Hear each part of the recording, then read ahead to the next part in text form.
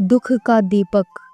जो अच्छे कर्म और अधिक पूजा पाठ करते हैं उन्हें दुख क्यों मिलता है? यह प्रश्न हर एक मनुष्य के मन में रहता है। तो आइए हम जानते हैं एक ऐसे मनुष्य की कथा जो पवित्रता में डूबकर जीवन का अर्थ ढूंढता है। दुनिया में सबसे बड़ा प्रश्न शायद यही है, अच्छे लोगों को कष्ट क्यों मिलता है?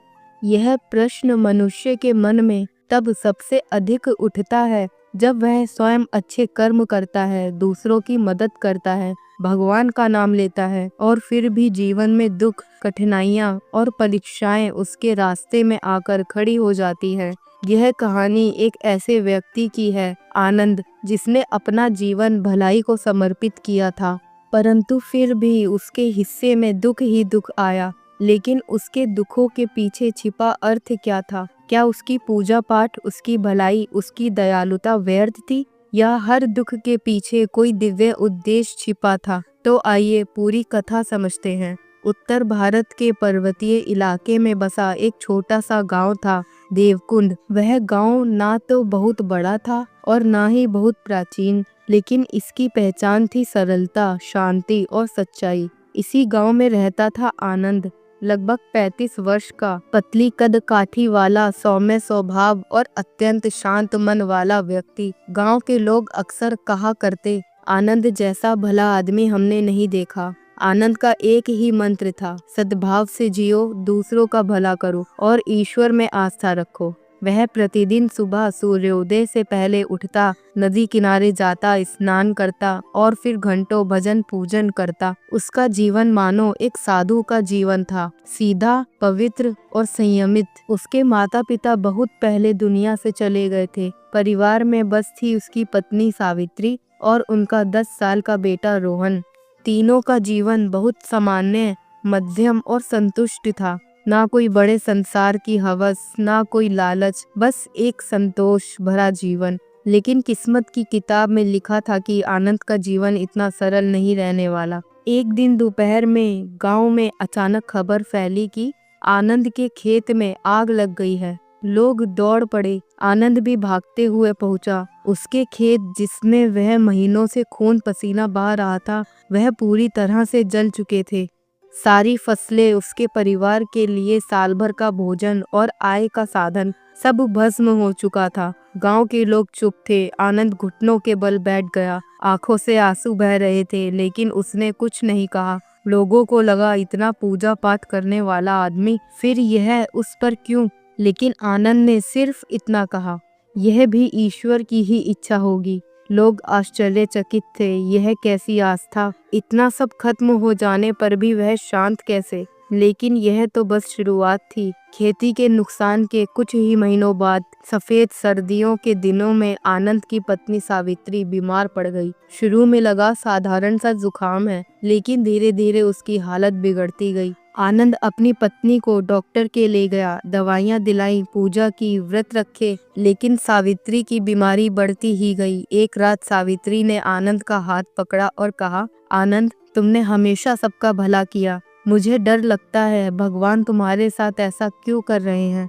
आनंद ने उसके माथे पर हाथ रखा और कहा कि हम जो देख पाते हैं वह बहुत छोटा हिस्सा होता है। भगवान की योजना बड़ी होती है। लेकिन भीतर ही भीतर आनंद टूट रहा था। वह हर रात अकेले में आकर रोता, भगवान से पूछता, हे प्रभु, आखिर क्यों? और एक दिन सावित्री चल बसी। आनंद का संसार जैसे समाप्त हो गया। उसका घर, जो कभी हंसी से भरा रहता था, अब खामोश हो गया। रोहन माँ को पुकार पुकार कर रोता था और आनंद उसे सीने से लगाए चुप कराता रहता। परंतु जो भीतर टूट चुका था, क्या वह जुड़ सकता था?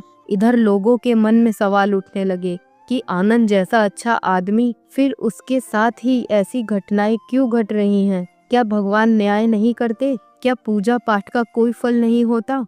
कई लोग आनंद के पास आकर पूछते, भाई, तुम इतनी पूजा करते हो, भगवान तुम्हें ये दुख क्यों दे रहे हैं? आनंद अक्सर चुप रहता। वह खुद जवाब ढूंढ रहा था, जबकि उसके अपने भीतर भी यह प्रश्न आग की तरह जल रहा था। सावित्री की मृत्यु के 6 महीने बाद ही छोटी सी गलती से आनंद का बेटा रोहन नदी में फिसलकर गिर गया। लोगों ने उसे किसी तरह बचाया, लेकिन गहरे पानी में गिरने के कारण, अंदरूनी चोटें और ठंड लगने के कारण तेज बुखार ने उसे घेर लिया, जिससे उसका स्वास्थ्य बेहद बिगड़ गया। आनंद अस्पतालों के चक्कर काटने लगा। उसने अपना घर, खेती सब कुछ बेच दिया। पत्नी के गहने, सामान सब बिक गया।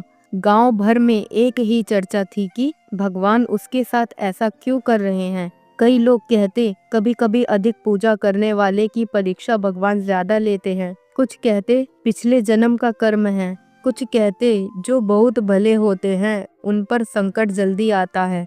लेकिन आनंद के लिए किसी की बातें मायने ना रखती थी। उसके लिए तो बस एक ही सच था, वो था उसका बेटा। लेकिन नियति को शायद और परीक्षा लेनी थी। एक रात अचानक रोहन की हालत बहुत बिगड़ गई। डॉक्टरों ने कहा जो हो सकता था हमने कर दिया, और सुबह होते होते रोहन दुनिया छोड़कर चला गया। यह वह पल था जब आनंद को लगा कि उसकी आत्मा चटक गई है। उसका घर अब पूरी तरह खाली था। ना हंसी, ना आवाज, ना जीवन। अब वह अकेला रह गया था, बिल्कुल अकेला। आनंद रोज मंदिर जाता था, लेकिन अब उसकी आंखों में भक्ति नहीं, बस आंसू थे। वह भगवान की मूर्ति को घूरते हुए एक ही प्रश्न पूछता, क्या मेरे कर्म इतने बुरे थे? क्या मेरी पूजा तुम्हें पसंद नहीं? क्यों मुझसे सब छीन लिया? एक दिन अचानक वह मंदिर की सीढ़ियों पर बेहोश हो गया। लोगों ने उसे उठाया, लेकिन जब वह उठकर बैठा, उसके चेहरे पर कोई शिकायत नहीं थी, बस मौन था। कुछ ही दिनों बाद गांव में एक वृद्ध साधु आए। गांव वाले उन्हें महात्मा दीप्तानंद कहते थे। उन्होंने आनंद की सारी कहानी सुनी। अगले दिन वह आनंद के घर पहुंचे। बेटा आनंद, मैंने सुना है कि तुम भगवान से नाराज हो। आनंद बोला, नहीं बाबा, नाराज नहीं हूँ, बस समझ नहीं पा रहा कि इतना पूजा पाठ, इतना भला करना, फिर भी दुख क्यों? साधु मुस्कुराए। क्या मैं तुम्हें एक कहानी सुनाऊं? आनंद बोला, हाँ सुनाइए। साधु बोले, एक बार ईश्वर ने 3 दीपक बनाए। पहला दीपक सामान्य लोगों के लिए था। उनके जीवन में थोड़े दुख, थोड़ी खुशियां थी। दूसरा दीपक बुरे लोगों के लिए था। उसके जीवन के शुरुआत में बहुत आनंद था, कोई दुख नहीं, लेकिन अंत अत्यंत दुखद। तीसरा दीपक अच्छे लोगों के लिए था। उसके जीवन में आरंभ में बहुत दुख लिखे थे, लेकिन अंत बहुत उज्जवल। देवताओं ने पूछा, हे प्रभु, अच्छे लोगों के जीवन में इतना दुख क्यों? ईश्वर ने कहा, क्योंकि वे मजबूत मिट्टी से बने होते हैं। उनकी आत्मा को तपाया जाता है ताकि वे उच्च स्तर तक उठ सके। उनका दुख उन्हें दैवीय बनाता है। साधु रुककर बोले, आनंद, शायद तुम तीसरे दीपक में से हो। अच्छे लोगों को दुख इसलिए मिलता है क्योंकि उनकी आत्मा काबिल होती है दुख सहने के।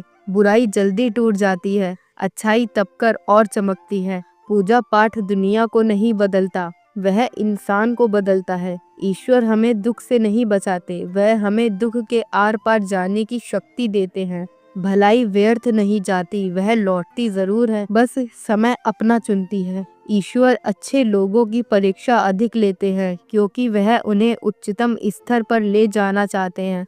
आनंद चुप था, लेकिन उसके हृदय में एक नया प्रकाश जल रहा था। अगले दिन आनंद मंदिर गया, लेकिन इस बार शिकायत नहीं थी। वह बोला, प्रभु, तुमने जो लिया वह भी तुम्हारा, जो बचा है वह भी तुम्हारा है, और जो मैं हूँ मैं भी तुम्हारा ही हूँ। उसके भीतर एक नई शक्ति उतर आई। धीरे धीरे आनंद गांव के लोगों की मदद करने लगा। जिसके खेत में काम कम हो तो आनंद मदद करता, जहाँ बीमार लोग हों वहाँ भी आनंद सेवा करता, गरीब बच्चों को भी पढ़ाता, मंदिर की साफ सफाई करता। गांव के लोग कहते, दुख ने इसे तोड़ने की जगह इसे और दिव्यता दे दी। लेकिन आनंद कहता, मेरे बच्चे और पत्नी ने मुझे यह सिखाया है कि जीवन दूसरों के लिए जिया जाए। कई साल बीत गए। अब आनंद के जीवन में दुख के बाद सुखों का उजाला होना बाकी था। आनंद ने अपने जीवन में जितने दुख देखे थे, सामान्य मनुष्य शायद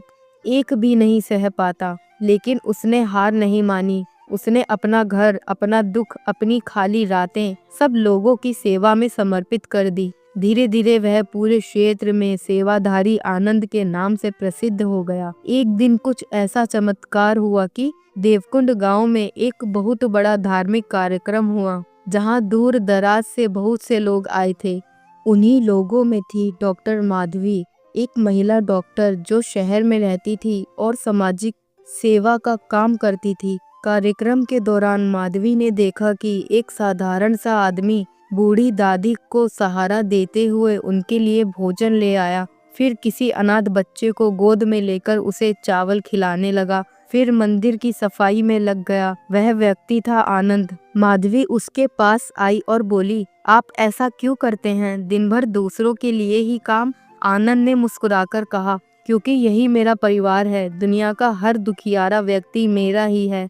माधवी उसकी बातों की गहराई से प्रभावित हुई। कुछ दिनों बाद उसने गांव में एक निशुल्क स्वास्थ्य शिविर लगाया। आनंद ने उसका हर कदम पर साथ दिया। धीरे धीरे दोनों के विचार मेल खाने लगे। माधवी को आनंद की सरलता और सच्चाई भाने लगी और आनंद को माधवी का संवेदनशील हृदय। गांव के बुजुर्गों ने कहा, आनंद, तुम्हें अब अकेले रहने की जरूरत नहीं है। तुम भी अपने बारे में कुछ सोचो। गांव वालों का इशारा माधवी की तरफ था कि आनंद माधवी से विवाह कर ले और अपना फिर से घर बसा ले। सबकी इच्छा से माधवी और आनंद का विवाह हुआ। माधवी शहर की डॉक्टर थी, पर उसने तय किया कि मैं आनंद के साथ गांव में रहकर ही लोगों की सेवा करूंगी। दोनों ने मिलकर एक छोटा सा सेवा केंद्र, एक ग्राम स्वास्थ्य क्लिनिक और गरीब बच्चों के लिए एक पाठशाला शुरू की। कई साल बाद एक दिन गांव में भयंकर तूफान आया। लोग डर गए, घरों को नुकसान हुआ, लेकिन आनंद और माधवी सबसे पहले दौड़े। किसी का घर ढह रहा था तो उसे पकड़ा, किसी के बच्चों को सुरक्षित स्थान पहुंचाया, घायलों की मलहम पट्टियां बांधी। तूफान के बाद गांव वालों ने एक ही निर्णय लिया, आनंद के नाम पर एक मंदिर बनेगा, दुख को प्रकाश में बदलने वाला मंदिर। माधवी की आंखों में आंसू आ गए, पर उन आंसुओं में गर्व था। आनंद के चेहरे पर पहली बार इतने वर्षों बाद वही मुस्कान लौट आई थी जो उसके बेटे और पत्नी के समय थी।